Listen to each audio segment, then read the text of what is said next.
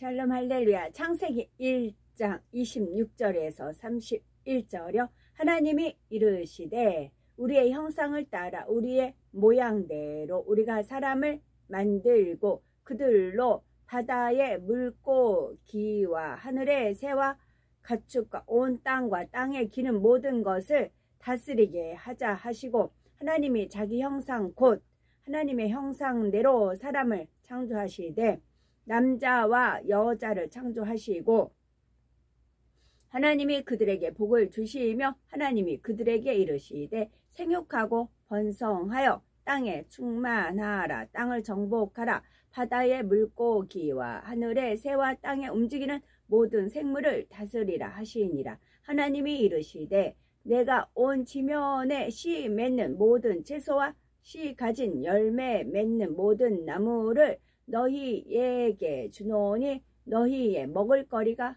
되리라.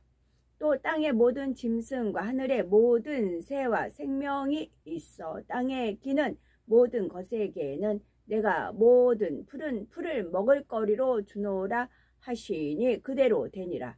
하나님이 지으신 그 모든 것을 보시니 보시기에 심히 좋았더라. 저녁이 되고 아침이 되니 이는 여섯째 날이니라. 아멘. 시편 139편 14절에 내가 주께 감사하옴은 나를 지으심이 신묘막측하심이라. 주의 행사가 기이함을 내 영혼이 잘 아나이다 라고 했습니다. 이 말씀처럼 하나님께서 사람의 몸을 얼마나 신기하고 놀랍게 만드셨는지요. 자동차를 만드는 데에 약 1만 3천 개의 부품이, 747Z 여객기를 만드는 데에는 약 300만 개의 부속품이 필요하다고 합니다. 우주 왕복선을 만드는 데에는 약 500만 개의 부속품이 필요하고요.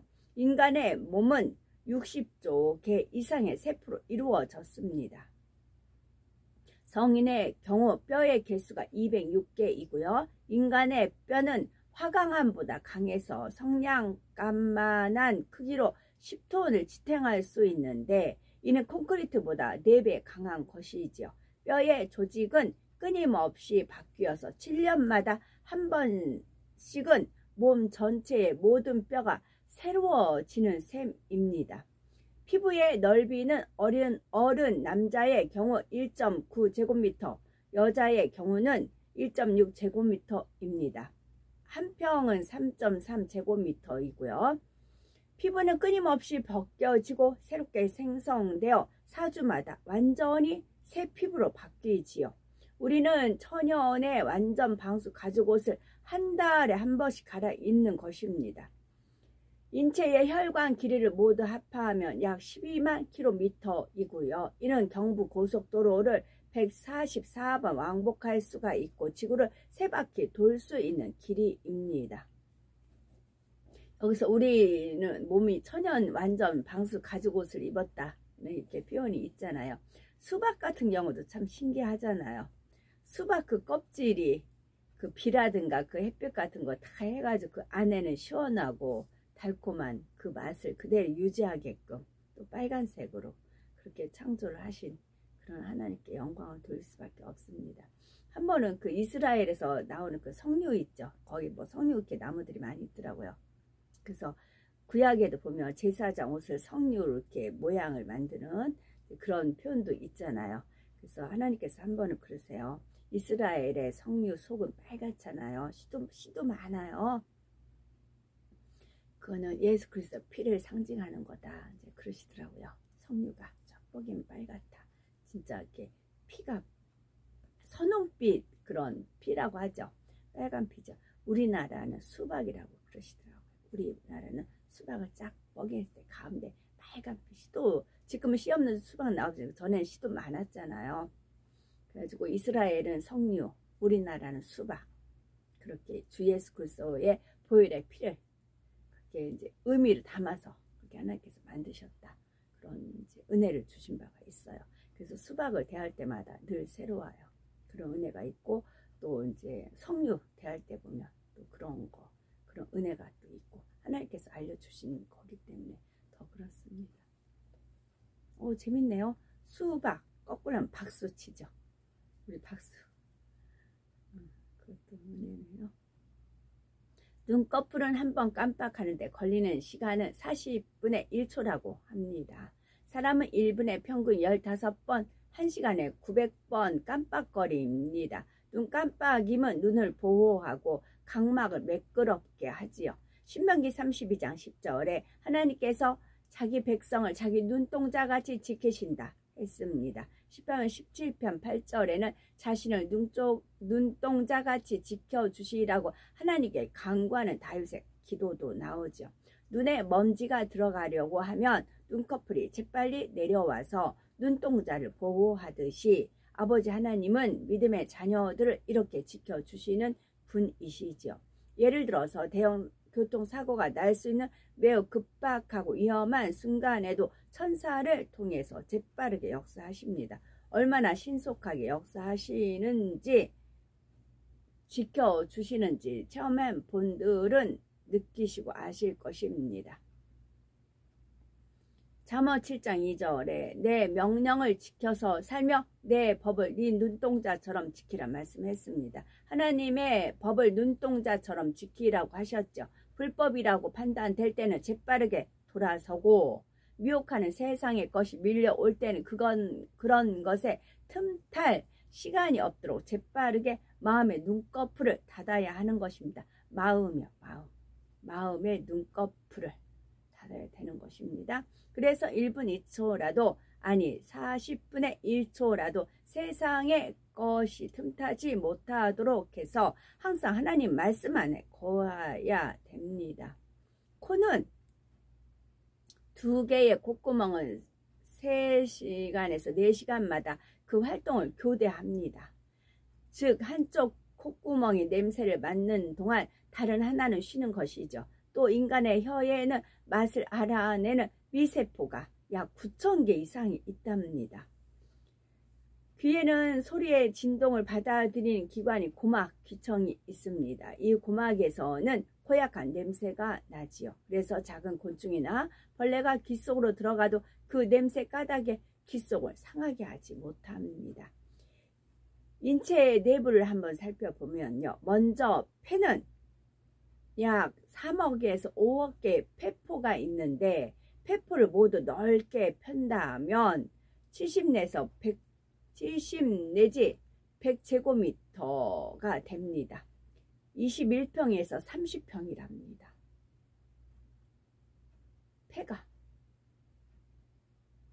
폐포가 있어서 그걸 펼치면요. 이는 농구 경기장의 절반 넓이이지요. 이렇게 넓은 것이 정교하게 접혀져서 몸속에 있는 것입니다. 위를 보겠습니다.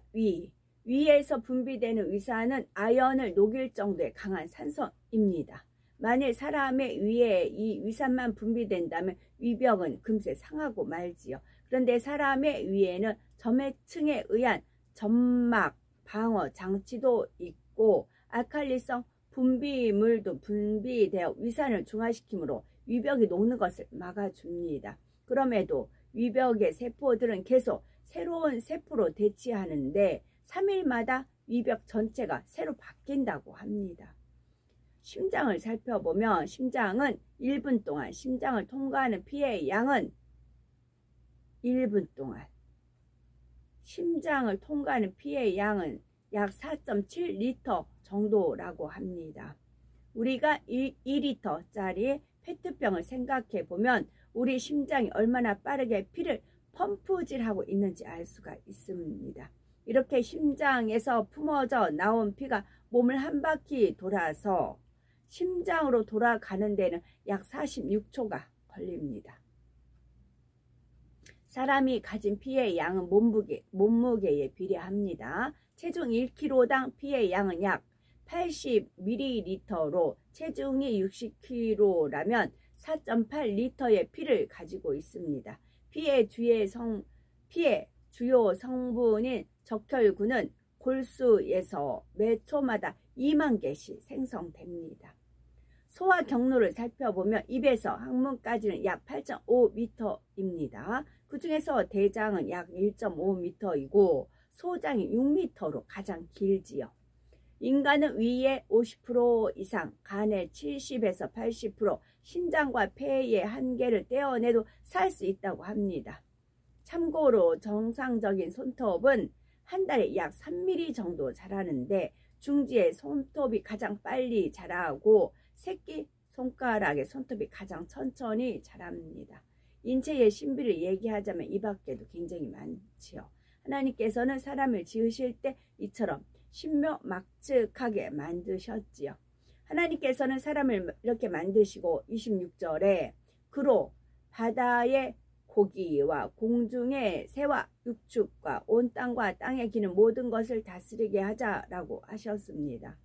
삼위일체 하나님께서는 사람을 만드시고 그로 하여금 고기, 새, 육축 등 동물들과 온 땅을 다스리게 하자고 하셨죠. 여기서 온 땅이란 첫째 하늘에 속한 지구와 함께 둘째 하늘에 속한 에덴 동산도 포함합니다. 아담은 이 땅에서 흙으로 만들어졌지만 생기가 불어넣어지자 생명이 되었지요. 지구에 있는 식물이나 동물과 같은 육의 차원이 아니라 영의 차원에 속한 존재가 된 것입니다. 공간을 기준으로 차원을 분류하면 첫째 하늘은 1차원, 둘째 하늘은 2차원입니다. 그리고 고차원의 존재가 저차원의 존재를 다스릴 수 있는 것이 영계의 법칙이지요. 하나님께서는 첫사람 아담을 1차원에 속한 흙으로 지으셨으되 생기를 불어넣으심으로 2차원에 속한 생명이 되게 하셨습니다. 생명인 아담은 2차원에 속한 존재였기에 2차원인 에덴 동산뿐만 아니라 1차원인 지구에 속한 것들도 능히 다스릴 수 있었지요. 그래서 아담은 에덴 동산에 살았지만 지구를 자유롭게 오갈 수가 있었지요. 28절에 하나님께서 첫사람 아담을 창조하신 기쁨으로 인해서 얼마나 많은 복을 주셨는지가 잘 나옵니다.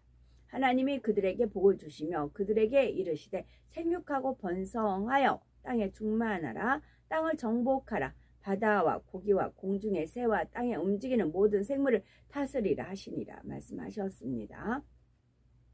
하나님께서 아담에게 주신 첫째 복은 생육하고 번성하여 땅에 충만하라 입니다. 아담은 하나님께서 베풀어 주신 하와와 함께 에덴 동산에서 생육하고 번성하여 땅에 충만케 되었지요. 즉 많은 자녀를 낳아서 자손이 번창했다는 말입니다. 하나님께서 아담에게 주신 둘째 복은 땅을 정복하라는 것입니다. 여기서 땅은 앞서 말씀드린 것처럼 에덴 동산뿐만 아니라 지구도 포함되지요. 한 나라의 왕이 다른 나라를 정복하면 정복당한 나라의 영토는 정복한 왕의 소유가 됩니다. 따라서 하나님께서 아담과 에덴 동산과 지구를 정복하게 했다는 것은 그 모든 것이 아담의 소유가 되게 했다는 뜻이지요. 하나님께서는 아담에게 에덴 동산과 지구를 기업으로 주신 것입니다. 하나님께서 아담에게 주신 셋째 복은 바다의 고기와 공중의 새와 땅에 움직이는 모든 생물을 다스리라는 것이었지요. 2장에서 다시 설명하겠지만 하나님께서는 아담이 이렇게 할 수 있도록 지혜와 능력을 주셨습니다. 이 지구뿐만 아니라 에덴 동산에도 물고기와 새와 육축 동물들이 있었지요. 아담은 그 모든 동물들과 교통하는 법을 알았습니다. 그렇다 하여 사람들이 말로 의사소통하듯이 아담이 동물들과 교통한 것은 아닙니다. 아담은 동물과 교감함으로써 다스려 나갔지요. 예를 들어서 잘 길들여진 애완견은 주인의 감정 상태까지 느끼는 것을 봅니다. 주인이 기뻐하면 애완견도 기뻐하고 주인이 슬퍼하면 애완견도 시무룩해 하지요. 주인과 애완견이 어느 정도는 감정의 교감이 이루어지는 것입니다. 아담은 동물과 또렷이 교감함으로써 다스릴 수가 있었지요. 그런데 하나님께서 아담에게 땅을 정복하고 모든 것을 다스리게 하신 데에는 또 다른 이유가 있습니다. 에덴 동산에 속해 있는 둘째 하늘에는 어둠의 영들이 머무는 영역도 있습니다. 빛의 영역에 속한 에덴 동산과 이 어둠의 영역을 맞닿아 있습니다. 하나님께서는 아담에게 땅을 정복하고 다스리는 권세를 주시면서 이 어둠의 세력으로부터 에덴 동산과 이 땅을 잘 지키기를 바라셨죠. 아담이 생명일 때는 하나님이 주신 권세로 이 땅과 에덴 동산을 잘 지키고 다스렸습니다. 그때는 원수마귀 사단이 에덴 동산을 넘보거나 틈탈 수도 없었습니다. 또한 아담의 권세 아래 있는 것에는 그 어떤 해도 가할 수가 없었죠. 루시퍼는 수하의 악한 영들과 함께 둘째 하늘의 어둠의 영역에 거하며 늘 아담을 미혹할 방법을 궁리했지요. 어떻게 하면 죄를 짓게 하여 자기의 밥이 되게 할까를 호시탐탐 노렸던 것입니다. 그러나 아담은 하나님이 주신 권세로서 참으로 오랜 세월 동안 에덴 동산과 이 땅을 잘 다스렸습니다. 당시엔 아담이 죄가 전혀 없는 생명이었기에 그 빛의 권세로 인해 어둠의 세력은 가까이 하지 못했던 것입니다. 29절에 하나님이 가라사대 내가 온 지면에 씨 맺는 모든 채소와 씨 가진 열매 맺는 모든 나무를 너희에게 주노니 너희 식물이 되리라고 말씀하셨습니다. 여기서 씨 맺는 채소의 예로는 수박, 참외, 메론, 토마토, 오이 등을 들 수가 있지요. 또한 씨 가진 열매의 예로는 사과, 배, 복숭아, 포도 등 나무에서 열리는 과일을 들 수가 있습니다. 하나님께서는 아담이 장차 지구에 내려와 살 때에 먹을 수 있는 것을 이처럼 미리 말씀해 주셨죠. 처음에는 이처럼 채식만 하도록 했습니다. 그러다가 육식이 허락된 계기가 있었지요. 바로 노아의 홍수 심판 이후에는 육식도 허락해 주셨습니다. 창세기 9장 3, 4절에 보면 무릇 산 동물은 너희의 식물이 될지라 채소같이 내가 이것을 다 너희에게 주노라. 그러나 고기를 그 생명되는 빛에 먹지 말 것이니라 하신 것입니다. 아담이 에덴 동산에 사는 동안에는 지구에 사는 동물들도 물과 풀만 먹고 살았습니다. 30절에 또 땅의 모든 짐승과 공중의 모든 새와 생물이 있어 땅에 기는 모든 것에게는 내가 모든 푸른 풀을 식물로 주노라 하시니 그대로 되니라 했습니다. 이 땅이 저주받기 전에는 동물들도 악하지 않았으므로 서로 싸우거나 해하는 일이 없었습니다. 모든 동물이 물과 풀만 먹고도 살 수 있었으며 육의 질서를 따라 평화롭게 살았습니다. 31절에 하나님이 그 지으신 모든 것을 보시니 보시기에 심히 좋았더라 말씀했죠. 6일 창조 기간 중에서 6째 날 동물을 창조하실 때까지는 그냥 좋았더라고만 나옵니다. 물론 악한 영들의 처소가 마련된 둘째 날에는 좋았더라는 표현이 아예 없죠. 하나님께서 6째 날 사람을 창조하신 다음에는 심히 좋았더라고 했습니다. 이는 하나님께서 아담을 통해 참 자녀를 얻게 되실 것을 믿고 바라보셨기 때문이지요. 하나님께서 참 자녀를 얻으시기까지는 아담이 범죄하여 이 땅으로 쫓겨나는 등 마음 아픈 일들을 많이 겪으셔야 했지요. 그러나 삼위일체 하나님의 사랑 가운데 결국은 참 자녀가 많이 나올 것을 믿으셨기에 기뻐하셨다는 사실입니다.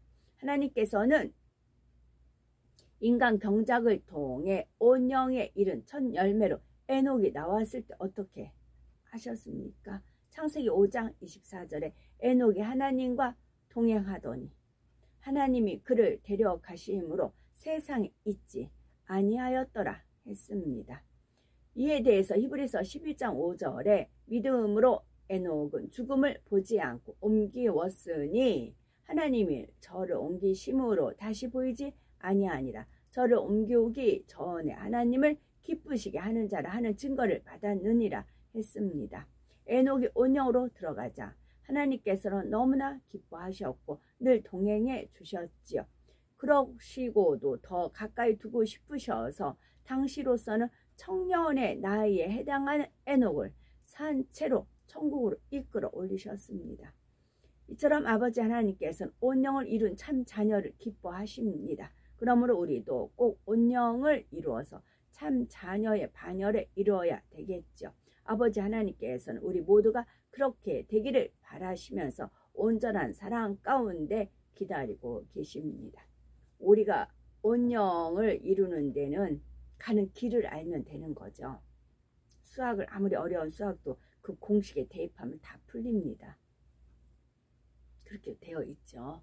마찬가지예요. 그래서 하나님께서 열려라 온영 했을 때 그 온영은 참빛 소리라고 하셨습니다. 보니까 81편까지 있더라고요. 그 말씀이 82편 1편까지. 그래서 제가 계속 리바이브를 해서 올릴 겁니다. 저도 또 들을 때마다 거기서 또 그때마다 이제 은혜 되는 부분이 있어요. 우리한테 필요한 그러니까 영양분이 있는 겁니다. 어느 때 우리 몸에도 탄수화물이 필요할 때 있고 무기질이 필요할 때가 있고 비타민이라든가 어느 때는 이제 햇빛이 또 비타민 D로 형성된다고 하잖아요. 비타민 C가 필요하든지 우리한테 그때마다 필요한 그런 영양분이 필요합니다. 마찬가지로 참빛 소리에도 온갖 영양분이 다 들어있어요. 거기서 내가 듣다 보면은 거기서 내가 꼭 필요한 것이 얻어집니다. 그래서 온영으로 들어가야 되겠다. 그런 마음을 가지신 분들은 참빛 소리 들으시면 됩니다. 구하는 자에게 은혜와 능력을 부어주시면 여기서 나오네요. 구하는 자에게 은혜와 능력을 부어주시며 능히 영으로 온영으로 들어올 수 있도록 도와주십니다. 길도 안 알려주고 이렇게 따라오나 길도 안 알려주고 영으로 온영으로 들어가세요 하면 되나요? 막막하니까 포기를 해버리죠. 하나님 딱 길을 제시해 주셨습니다. 주님만 이 길이요 진리요 생명입니다. 어떤 길? 참빛 소리 길로 가라. 말씀이요. 저도 그 말씀을 양육을 받았고요. 거기서 이제 신목사님 같은 경우는 신목사님 손에 의해서 말씀이 이렇게 이제 대언의 영이거든요. 예수는 대언의 영이라서 대언을 받아요. 처음에는 이제 대언에 보면 신목사님 그걸 모든 거를 이제 녹음하고 기록하고 해요. 비서진들이 많아요. 그럼 최종 신목사하고 또 서울대에 나오신 분이 있어요. 국어 국문학과 나오신 분이 계셨어요. 두 분이 이제 서울대 두 분에 의해서 이게 이제 됐다 하면 이제 설교가 나가는 거거든요. 거기서 지금 저는 이제 더 듣고 싶어요. 거기에 많은 비밀들이 있거든요. 영계 비밀이라든가.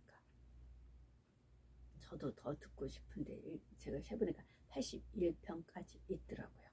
그래서 이거는 저도 하나님 말씀에 순종하는 거니까 참빛 소리니라 하셨으니까 순종하는 겁니다. 말씀만이 우리를 영으로 들어갈 수 있게 합니다. 온 영을 이루어 하나님의 참 자녀가 되면 생명인 아담이 가졌던 권세와 능력보다 더 큰 권세와 능력이 임하게 됩니다. 생명인 아담은 둘째 하늘에 속한 2차원의 존재였지만 온 영을 이루면 셋째 하늘에 속한 3차원의 존재가 되기 때문이지요. 그래서 공의를 어기지 않는 범주 안에서 2차원과 1차원의 모든 것을 다스릴 수 있게 됩니다. 온 영을 이룬 사람이 어둠의 영에게 명하면 그 명에 순종할 수밖에 없지요. 물러가라 하면 물러가는 것입니다. 예수님께서 귀신에게 나가라고 명하시면 그대로 순종하는 것을 볼 수 있지요. 또한 바람과 파도에게 잠잠하라 명하실 때도 그대로 순종했지요. 예수님뿐만 아니라 사도 바울, 베드로, 빌립 집사, 스데반 집사도 많은 기사와 표적을 나타냈습니다. 온 영의 마음을 이루자 육에 속한 것이나 어둠의 세력도 다스릴 수 있는 권세가 주어졌던 것입니다. 생명인 아담은 2차원의 존재로서 에덴 동산과 지구를 정복하고 다스렸죠. 그런데 인간 경작을 통해 1차원을 경험한 인생들이 온영에 이르면 2차원보다 높은 3차원의 존재가 됩니다. 겉모습만 하나님의 형상을 닮은 게 아니라 마음까지 하나님을 닮은 참 자녀로 나오는 것이지요. 아버지 하나님께서는 이러한 참 자녀를 무수히 얻기를 원하십니다. 그래서 인간 경작의 마지막이 가까울수록 성령의 불같은 권능을 나타내 주시죠. 모든 사람에게 심어주신 생명의 씨는 성령의 역사로만 깨어날 수가 있기 때문입니다. 또한 생명의 씨가 깨어난 영혼은 성결의 말씀을 공급받을 때, 이 찬빗소리요. 성결의 말씀을 공급받을 때 영적으로 가장 잘 성장할 수가 있습니다. 성결의 말씀은 마음밭을 옥토로 개간시키는 말씀입니다. 마음밭을 개간하여 옥토가 된 만큼 영적인 땅을 정복하는 것과 같습니다. 옥토로 일구지 못한 마음이 있는 만큼은 자기 마음도 자신이 정복하지 못하는 것입니다. 그래서 자기 마음인데도 자기 스스로 다스리지 못하지요. 그런 만큼 원수마귀 사단의 사주를 받고 그들의 주관에 따라 움직이게 됩니다. 하나님께서는 아담에게 땅을 정복하라 하셨고 모든 것을 다스리라 하셨습니다. 이 말씀에는 깊은 영적인 뜻이 담겨 있죠. 땅은 흙으로 지어진 사람의 마음입니다. 땅은 흙으로 지어진 사람의 마음입니다. 첫사람 아담은 생명일 때에는 모든 땅을 정복하고 다스렸습니다. 그 당시에는 마음이 영 자체였기에 마음과 영을 구분할 필요도 없었죠. 그런데 죄를 범함으로 자기 마음을 원수마귀 사단에게 내어주게 되었습니다. 영적인 땅을 원수마귀 사단에게 뺏긴 것이죠. 그 결과 에덴 동산의 소유권을 박탈당하고 이 땅으로 쫓겨나게 되었습니다. 이 땅도 예전처럼 다스릴 수 없었고 힘들여 일을 해야 소산을 먹을 수 있었죠. 또한 이 땅을 다스리던 아담이 그렇게 되자 이 땅에 속한 것들도 원수마귀 사단의 영향을 받게 되었습니다. 이렇게 된 원인은 아담이 영적인 땅인 자기 마음을 정복하지 못하게 되었기 때문입니다. 이렇게 된 원인은 아담이 영적인 땅인 자기 마음을 정복하지 못하기 때문입니다. 이를 역으로만 생각하면 누구라도 영적인 땅인 자기 마음을 정복한다면 아담이 가졌던 권세와 능력을 회복할 수가 있습니다. 온 영을 이루면 3차원의 존재가 되기에 아담보다 더 큰 권세와 능력을 받게 됩니다. 그러므로 영적인 땅인 자기 마음을 정복하는 것이 매우 중요합니다. 잠언 4장 23절에도 무릇 지킬 만한 것보다 더 네 마음을 지키라. 생명이 근원 이에서 남이니라 말씀하셨습니다. 그런데 마음에 육의 속성이 남아있는 한은 온전히 마음을 정복했다고 할 수가 없습니다. 육의 속성은 아주 조금만 있다 해도 마음이 변개하고 변질되게 하기 때문입니다. 이런 사실을 안다면 신속히 육을 벗고 영의 마음이 되어야 하는 거죠. 마음 밭에서 영적인 돌이라고 할 수 있는 세상 사랑하는 마음을 온전히 골라내야 합니다. 영적인 가시떨기도 뿌리까지 뽑아내야 하고요. 곧 세상의 염려와 재리의 유혹으로 인해서 육신의 생각으로 작용하여 하나님의 말씀에 불순종하게 하는 모든 비진리를 벗어내야 하는 것입니다. 가시떨기를 이제 뿌리채 뽑고 거기서 또 뭐하니까 이제 집을 놓는다고 하죠. 그 논두렁에 보면 불을 쫙 놓잖아요. 성령의 불로 태우면 아주 정확합니다. 거기서 새로운 순이 돋아나는 겁니다. 하나님 말씀에 의한 순이요. 성령의 열매를 주렁주렁 맺음으로 영의 마음, 온 영의 마음이 되어야 합니다. 그러면 아담의 차원보다 높은 3차원의 존재가 되어 공의 가운데 모든 것을 정복하고 다스릴 수가 있습니다. 우리는 이런 차원에 이르러서 먹으나 마시나 무엇을 하든지 아버지 하나님께 영광 돌려야 되는 것입니다. 그 길이 참된 소리 말씀이라는 것입니다. 아멘.